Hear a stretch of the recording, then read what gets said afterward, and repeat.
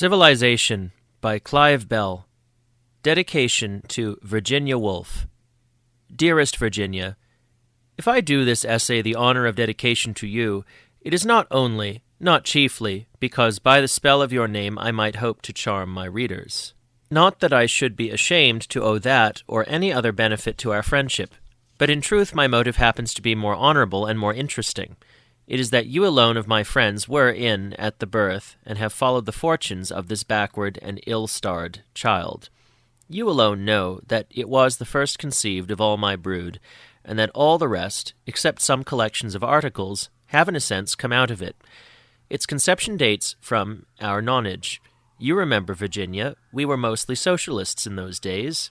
We were concerned for the fate of humanity, and from that concern sprang first the idea, then the rough draft of what was to be, of course, my magnum opus, a book to deal with nothing less than every significant aspect of our age, a book to be called The New Renaissance.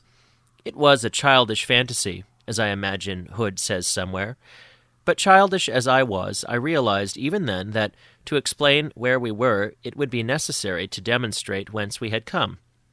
The New Renaissance was to have given a picture of contemporary art, thought, and social organization by tracing the history of those manifestations of civility from earliest times to the present, to 1909, say. But by 1911 I was a little wiser, a little more grown up at any rate, and I perceived that my subject was unmanageable. Wherefore, inspired by the first and second post-impressionist exhibitions, I cut out of my New Renaissance a section and published it in the spring of 1914 under the simple and comprehensive title Art. Then came the war. And the war, with its political and economic consequences, has, as you will soon perceive, modified my ideas considerably. Indeed, the difference between this essay and the book about which I used to chatter in your workroom in Fitzroy Square is to be attributed mainly to that differentiating event. For, though the comedy, the spectacle, I mean, of millions of men and women trying by means of political and social organization to get what they more or less believe they want, and calling what they believe they want good, remains, the illumination is new. By the autumn of 1918 I had begun to see things differently. My opinions and beliefs had changed. The things that had seemed valuable as ends seemed so still, but much of what I had taken for possible means to those ends seemed nonsense. I saw the old problem anew, and for a moment my vision appeared sharp and perhaps interesting.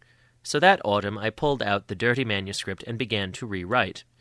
Fate still was waiting for me, for it rather. Early in 1919, I found myself, through no fault of my own, a professional art critic, and an almost professional homme d'esprit. Again, the opus was abandoned. Only I extracted from it another chapter, published under the title On British Freedom, which made one marked. And yet, I would still be talking, which is why I have carried to this quietude the 1918 manuscript and from it extracted an essay on civilization. You shall hear no more of the New Renaissance. What remained of the manuscript after this had been extracted, fed, some months ago, the central heater.